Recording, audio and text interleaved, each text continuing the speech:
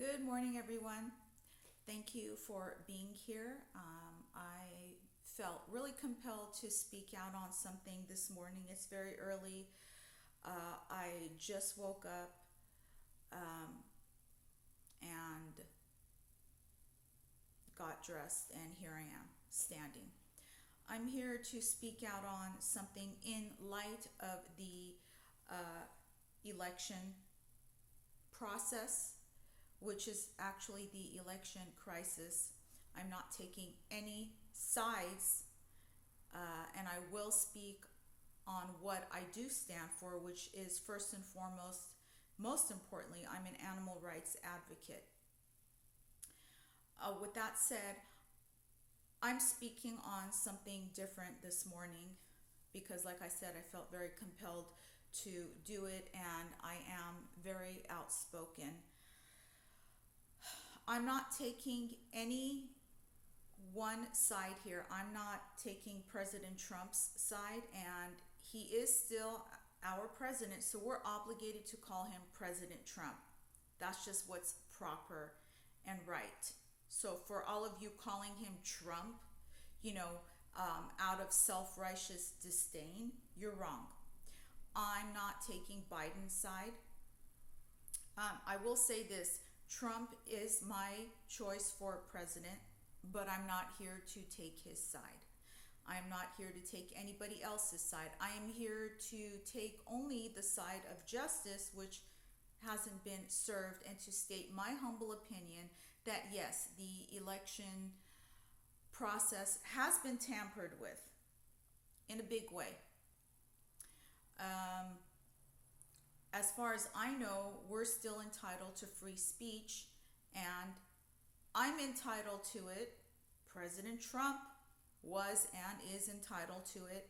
And what he spoke on yesterday deserved at least the dignity of allowing him to speak instead of interrupting him like some major news outlets have done, instead of some ridiculous people trying to make a name for themselves off of his uh, speaking platform yesterday, such as Stephen Colbert, who to me is absolutely ridiculous and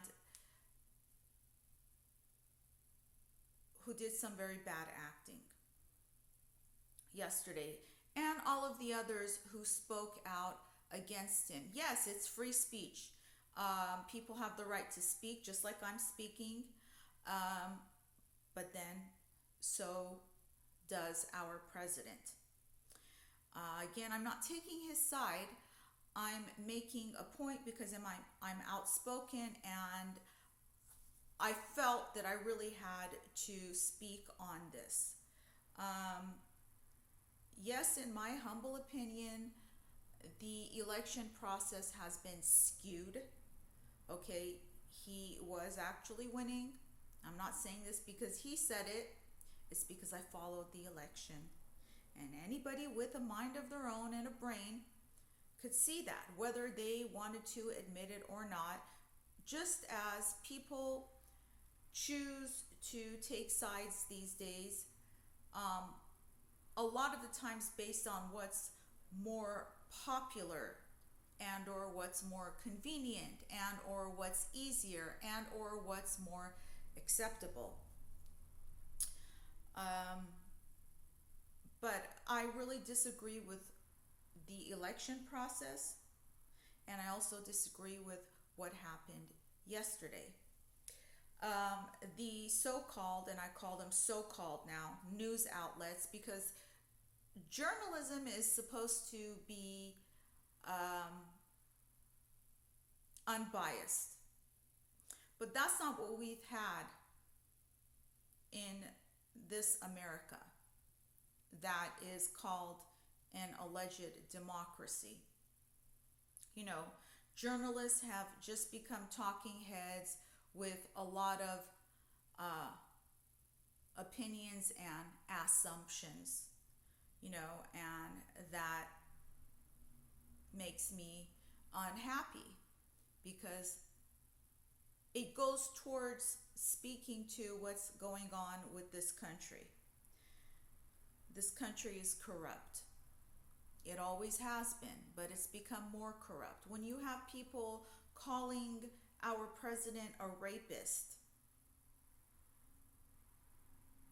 this is coming from somebody who's a victim of childhood sexual abuse, molestation, and rape. Okay? And I will say this, I am not privy to the personal life of President Trump. I have never met him. I am not an insider. I don't know what's really gone on with him. But if you want to see it in a broader manner, I don't see him as a rapist. Maybe he sexually harassed women. Maybe he's had affairs.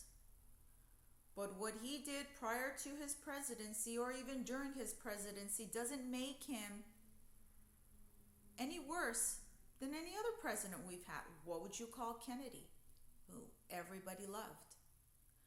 Okay, so when people have been attempting to discredit him with facts, okay? Don't discredit him with just something that you hear and you repeat. Oh, he's a rapist, he's a this, he's a that. Okay, he's no worse than any other man who's ever walked this earth. Okay? That's how I feel about it. And I know that I'm not the only one who feels that way. Okay? If you're trying to make a name for yourself, such as, for example, Stephen Colbert has been doing, we have Trevor Noah and Baldwin and all the other a-holes. But when you're trying to make a name off of yourself, use facts. That's how I feel about it. I'm not here attempting to do that. I'm here because I felt really compelled to be here and speak out on what's been going on, especially yesterday. So when President Trump spoke out about the voting process, even if I didn't agree with him, he had the right to get up to a podium and speak on it. Okay? Moreover, he has the right to put that out there and let other people see it, hear it, and form their own opinions. The news outlets, I felt, had no right to interrupt, intercept, and block him, because then they're guilty of malfeasance. They're guilty of blocking free speech. Stephen Colbert got out there saying that he was wearing black because he felt that our democracy had been murdered. He's the one who was murdering our democracy by implying that the president had no right to speak, by implying that we should not have free speech. And with his bad acting, that was just the icing on the proverbial cake, you know. Media, Yahoo, and the other news feeds that you see when you wake up have banished the comments section. Think about it. That's blocking our free speech.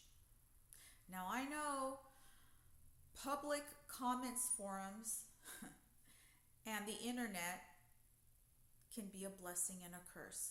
I know that because I've had a stalker for several years, Torianne Roos, who has used the internet. She's a nobody. She found me on a public comments forum, and when I had no idea she existed and I had made an innocent comment about a YouTuber, as everybody else had been doing and still does, and she came out of nowhere because she's a nobody and she attacked me and has been obsessed with and stalking and slandering me all over the internet ever since then, gives me the knowledge, and I feel the right, and I'm accurate in stating this, that the internet is a blessing but also a curse. However, our free speech should not be stopped. And when you banish comments forums, that's what's been happening. To me, this country has been in decline, but I feel that it's now entered the official, unofficial end times. Now, I'm not saying that because of the Bible, because I don't particularly subscribe to the idea of God. I do subscribe to spirituality. It has a scientific basis, in fact. So I'm not going to get deep into that now. But I will say this. The end times, to me, has nothing to do with the Bible. The end times has to do with humans and what they're doing. And look at this. We can no longer speak freely without being attacked. The President of the United States has been attacked since he was elected into office. I'm saying that to speak to the condition, which is the crisis of this country. Now, some people might say, well, in this country, you have it so good. Think about other countries. Actually, no, because other countries, they will tell you right off that you don't have rights, or you don't have these rights, you don't have those rights. This country, however, tells you and outlines officially that you have right A, right B, right C, and then proceeds to unofficially violate you of those rights. And I know about that because I've been incarcerated. I've been in jail and prison several times, unfortunately. I'm not proud of it, but I'm proud of what my adversities and experiences have led me to become, which is a far better person. But I'm still on that journey.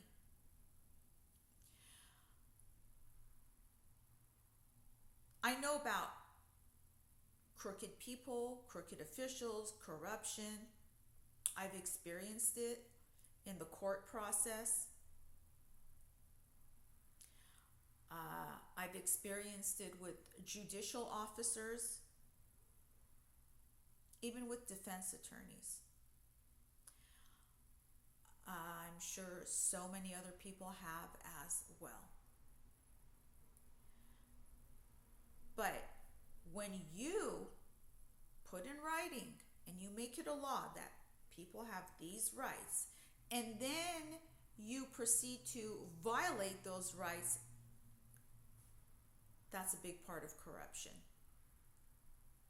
And then when you attempt to lie and fool the public to something that they can plainly see, whether they speak out about it or not, that's part of corruption.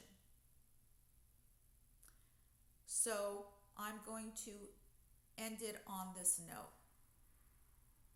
I'm not disappointed because I never expected any better.